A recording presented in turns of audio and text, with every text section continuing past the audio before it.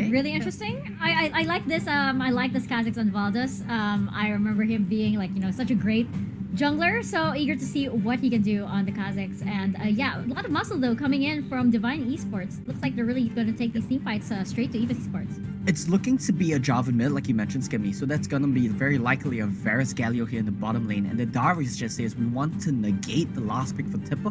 Whatever he picks up. Wait, hold on a minute.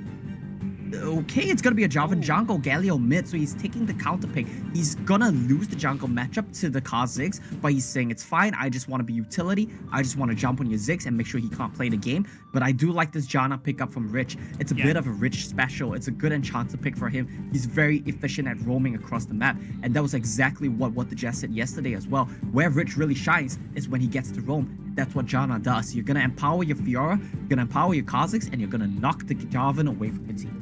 And certainly, like, if Rich has the best positioning, right, these tornadoes, this monsoon could be absolutely huge in knocking back all these diving threats that are coming towards it. So I suppose we're going to be really, really excited to see what Rich's positioning looks like in this game, because in essence, he could make or break their team fight success.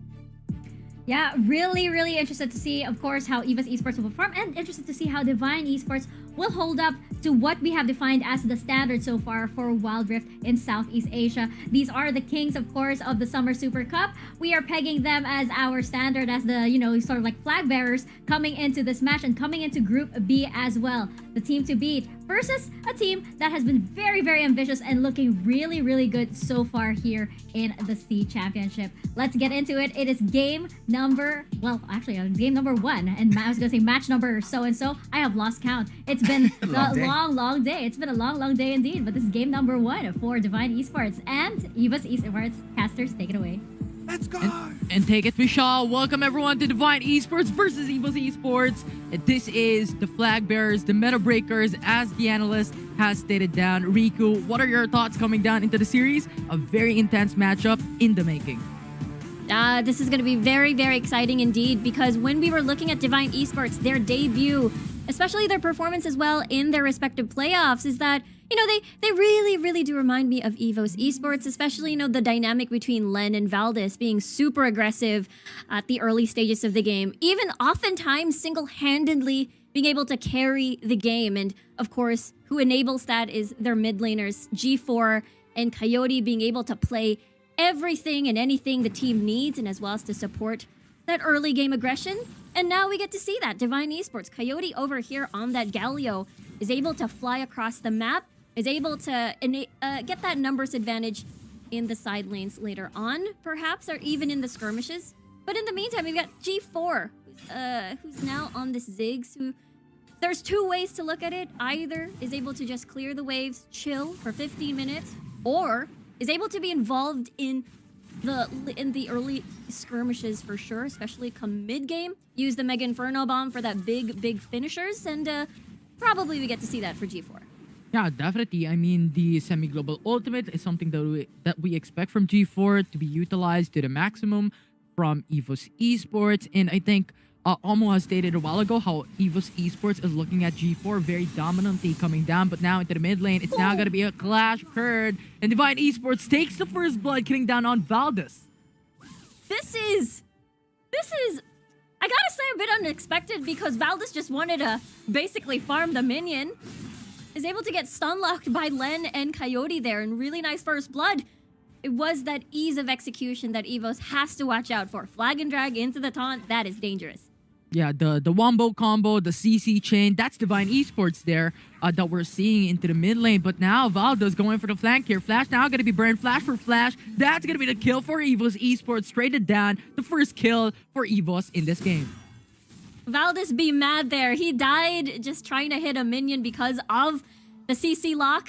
And he comes back into the lane, destroys Coyote, and it's now 1-1 even. It's one apiece when it comes to the Rift Scuttlers, though. Top side, a little bit too scary, though, because Tipper already consumed his Ignite. Meanwhile, 10x, no barrier. So this could potentially be a Valdes visit later on. Yeah. Spells pretty much used up for both Baron laners here. Tipper, no Flash, no Ignite. 10x doesn't have any barriers, so pretty much 10x needs to back away, because if he doesn't, there's a big opportunity on how EVOS Esports can take their second kill. So I think that's a good call. But looking into the mid lane here. We talked about G4 a while ago, and I think currently they're building up into their ultimates. They're now onto level 5. So what can we expect here, Riku? For EVOS, they have to be careful. I said earlier that 10X is going to be vulnerable. That means Valdez and Tipper can duo, create a gank, create an opportunity to kill him. But because Coyote is level 5, the punish potential of diving into the tower is going to be available. But the thing is, this Galio versus Ziggs matchup is similar to the Twisted Fate versus Ziggs matchup. If you fly across the map and you don't do anything, you're gonna suffer chip damage to your tower, and even worse, your tower is gonna fall down. G4 will be able to possibly get First Blood Tower for free, meaning if EVOS Esports gets Rift Herald, and then that means they get what? 2 towers in 1. Yeah, that will give them a huge gold lead if they do that, because right now, it's when there's Divine Esports trying to get that driver's seat up and running immediately, because EVOS Esports, they need that scaling. They need to wait for Kaisa to get that first core item, second core item to even deal damage, and Ziggs also needs to wait up for around 10-minute mark or 15-minute mark to be able to do so much. So I think Divine Esports is utilizing the time that they have to give off that gap. But Esports, 2-man roam top side, gonna fail down. Yeah, that's the thing. You know, we're waiting for 2-item power spike for G4 to be able to be relevant in some of these fights, especially during the objective fights. Cat Satan, of course, will be that late game scaling insurance, alongside with Tipper, of course, for that 4-1 split push. So now everything is in the hands of Valdez and G4 during the early game, and of course Rich as well with roams. Help assist against Divine's big aggression, or rather their composition with their big CC lock, like right now. Oh, what a play. But Satchel Charge also brings down Len together with him. But EVOS Esports gonna be home safety, and G4 not gonna get killed by Divine Esports. It's gonna be safe for now. At least mission accomplished from Len is able to scare away G4, at least minus 1 person in the map temporarily. But this is a good call from Valdez. Okay, let's just exchange First Blood Tower, and as well open up the map for Tipper to be unlocked, for him to be either just be that split push menace already, or have more control over top side jungle of Divine Esports. That means Valdez can use that to roam around the map, find opportunities, find Len perhaps isolated. This is a really good call. We get to see EVOS Esports already open up the map in exchange of the airdrop. Yeah, I think it was actually quite clever from EVOS Esports. They were looking at, you know what, Rift Herald comes down to Divine Esports. They know that there is a strong side of the map for Divine on top side. So they want to push in. They got the tower First Blood into the bot lane, and pretty much it's now even. Net positive maybe for Divine Esports because they have this Rift Herald early pressure in. They have this gold. But EVOS Esports is looking to match this up, looking to match this early aggression. And currently we're seeing a very even sort of statement here for both teams. That's pretty even for now. This could be a dive, though. Scary. Divine Esports forces out the flash for Tipper. No kill.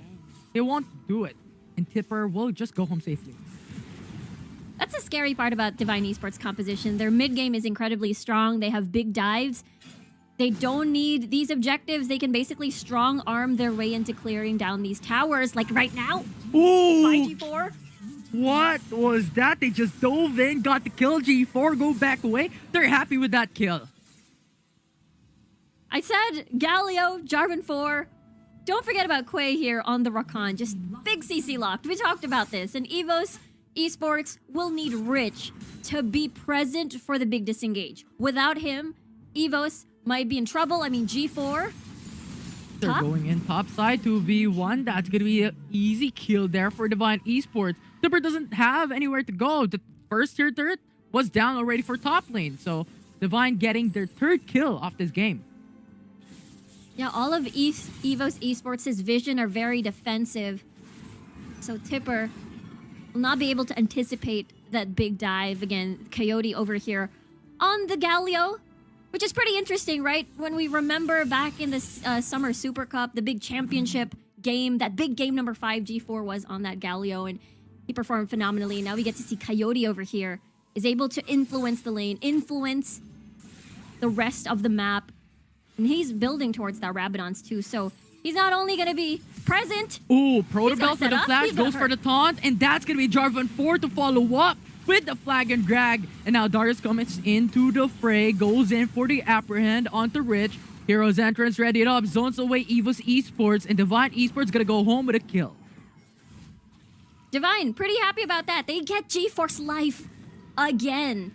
And it has been Coyote setups all throughout the first 8 minutes of the game. And picking up the Rabadons now, we talked about this before, he is gonna hurt. And the thing is, Hope 1 isn't even involved in these fights just yet. And the thing that I really like about the composition from Divine Esports, and I believe we mentioned this yesterday, is that Darius is so good with poke champions. Because usually when you poke, you can't exactly finish the kill. So you need that big finisher like Tanex. Oh, but look at EVOS Esports right now on top lane. They're going for the 3-man gank here onto Coyote, and he will be erased as EVOS Esports just bullies him in top lane. That is exactly what we were looking for when they opened up topside, is EVOS taking control of the blue side jungle of Divine Esports, like right now. And 12 seconds without Coyote means EVOS can land deep vision into Divine Esports' jungle, maybe get a blue buff, or maybe find someone later on, as Tipper will now position here atop. Because 6 seconds, more or less, will be the Mountain Drake, which is going to be very important for both teams. Shield is very critical against pokes like G4 on the Ziggs, and as well as Varus here on Hope 1.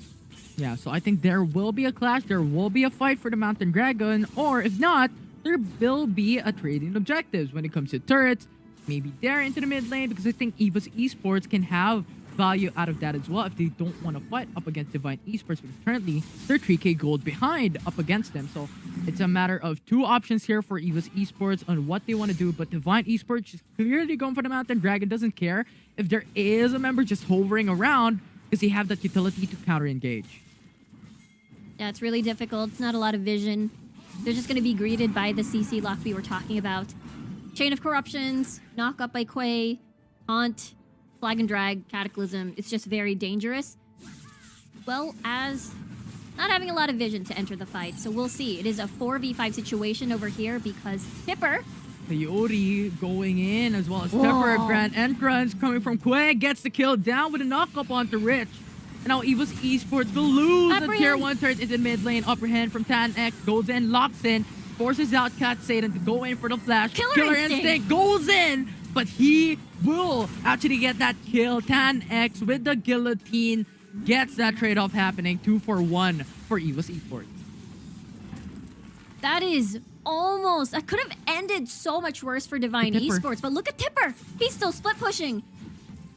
Yeah, and they're going through, and that forces out Divine Esports to put a man in top lane. Because if not, that's going to be an inhibitor turret. So much value in this game. And when we're talking about these champions, right? You talked about Tanex, we talked about Len a while ago, some sort of attack front lines for Divine Esports. And when we look at the items, something interesting for Tanex is he built up Dead Man's Plate. What do you think is going on here, Riku? Dead Man's Plate, of course, being able to get that big movement speed for you to be able to get that big apprehend a little bit more, get a little bit more tankier, because Valdis, Tipper, Cat Satan are just going to be incredibly, incredibly painful. Tanex has to survive to be able to contribute and survive a little bit more as well, serve as that big front line. And as well as Tipper, I mean, he has been constantly split pushing and has been the threat. So Tanex just wants that big survivability for sure up against that split push. Definitely that movement speed. Darius going to be utilized very well. Now, both teams are looking into the Baron Nashor. They're actually setting up the ward to have that information. But here into the bot lane, it's going to be EVOS Esports. 2-man roam kills down Tanex. The split push. There it is. Tipper. Now being incredibly comfortable, working his way top. Now at the bottom, even being assisted by Rich here. Gotta appreciate the roams coming from Rich. From top to bottom, just basically everywhere. And now that Tanex is dead, Coyote is forced to go back. That means it is going to be 3-man at top side. EVOS Esports, if they find an opportunity to kill, they're just going to go for it. Tipper! Oh, so much damage coming for Coyote. And that's going to be the proto build. Tries to go for the knockup as well. But he's just running. He's just lunging and he goes back away unscathed. Low on HP, but he still lives. I think that's pretty crazy. Tipper just wanted to do his mission. and just basically destroy the tower. You taunt me. It's fine. I'm pretty low. I got turret hits. It's okay. Tipper going at it again. Yeah, he wants the 1v1. It's a man on a mission here for Tipper. Uses up the Grand Challenge, forces out the flash on Coyote, and here comes the party. Hope One just zones him away with the arrow, and Tipper understands that we're on the weak side of the map, so we have to go back. And they gotta go back because Baron was almost initiated by EVOS. And I feel like they're gonna keep doing this. They're gonna keep using Tipper as that big hotspot to force Divine Esports to invest more resources because Tanex cannot deal with Tipper right now in that big split push. Because of that, Divine will have to keep an eye on always towards the top side with the Baron. And look at this now. Tipper moving towards top side because Dragon is now spawning. And therefore, pressure will be building in that direction. Divine Esports, look at them. They're like running across the map. They know that they need to invest 2 or more members to kill Tipper. Yeah, and they have to stick together. I think EVOS Esports is running around like this because they understand that Tipper is alone on top side. If a fight occurs, they need to act actively, and having just a Strom gives them that extra power when it comes to those team fights. But look at this. They're losing out onto the Ocean Dragon to just push top lane. So this might be an inhib for a Dragon here in this game for EVOS Esports. But now, it's gonna Coyote really well forcing out the taunt. That's gonna be the kill coming down onto Divine Esports. It's the outplay. Deeper will die down. And now Taunt X comes in and tries to react. Rich is now running away, is trying to go back. But Taunt X is going in, is getting the apprehend, is getting the kill down. EVOS is now losing out. 3 kills right now for Divine Esports with no trade at all for EVOS Esports. There was a plan in mind for EVOS there. They wanted to instead give up the Dragon.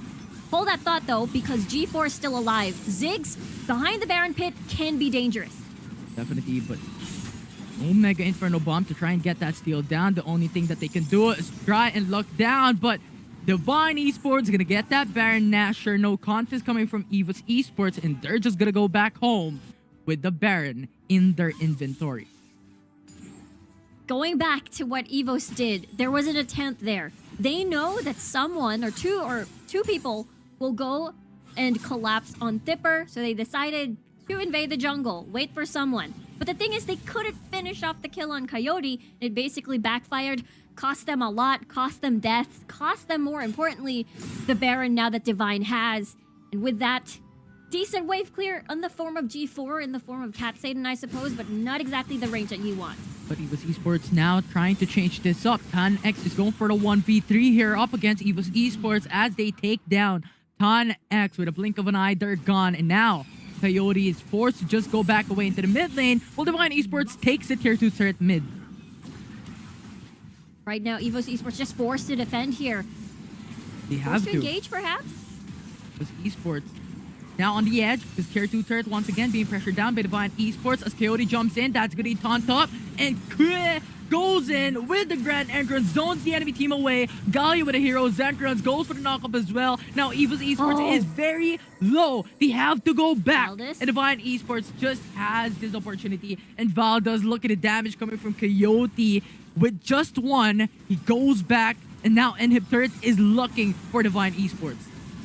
EVOS Esports dear. though tries to go for the counter engage as well. Grand Entrance goes for the 2-man knockup. Come from Divine Esports. TPs are coming up. Not gonna be enough as Divine Esports takes 3 and an Inhib turret for their team. And now Valdez and Rich, the only one left to defend. But the Baron Nashor is utilized to the limit here for Divine Esports, taking 2 from that. There's still that Baron buff. There's still teleports coming in. Came in, rather. And EVOS, now that their base is open, the snowball, the domino effect of what happened from their attempt to kill Coyote cost them the Baron and now almost their base. Let's take a look at that replay again. At this point, you know, we get to see Divine having all 3 dragons, having the Baron. They're very comfortable in this fight. They're in the lead. And because of the pressure now that the waves are always going to be in favor of Divine, Tipper will have a difficult time having to get that 4-1 split push threat. And with that, we saw how every single time G4 is the priority target, every single time Divine enters a fight. Yeah, I think EVOS Esports right now, with this massive deficit, they need to control down the lanes if they could. And I think that is what Tipper is doing right now into the top lane. As you stated, they need to try and control this back into them because the Infernal Elder Dragon will be alive pretty much very soon. So if the wave is keep on constantly pressuring them, it's not looking that great because once they lose on the team fight, that will occur later on if they try to contest onto the Infernal Dragon, it's not going to be looking that great. Doesn't even have a teleport as well. Tipper focusing more on that survivability with the Proto Belt, with the dashes, with the mobility. That's why we get to see now a potential fight could happen in the mid lane. Infernal Drake, though, the Elder Drake rather, up for grabs. I'm looking at teleports coming from Divine though, because remember, base is basically open from mid to top, and if EVOS takes their sweet time in the Elder Drake, they will definitely lose the game as, again, Divine can just run straight to the mid lane. Yeah, but now Divine Esports is looking at the different perspective here. They're going for the Infernal Elder Dragon to have that massive amount of damage, while Eva starts up onto the Baron Nashor. Now Quay has this information. Gale actually goes in, but that will be EVOS Esports taking out the Baron buff. Quay comes in, tries to engage, tries to delay. How Divine Esports or how EVOS Esports is trying to go back. Now Coyote is tanking down. Coyote goes for the knockup as well. It's gonna be melted down though, and now it's gonna be Len trying to go in, but Divine Esports has aced down EVOS Esports, and they can finish the game. What a finish from Divine Esports now. They're running straight to the Nexus, and this is that big upset that we're talking about.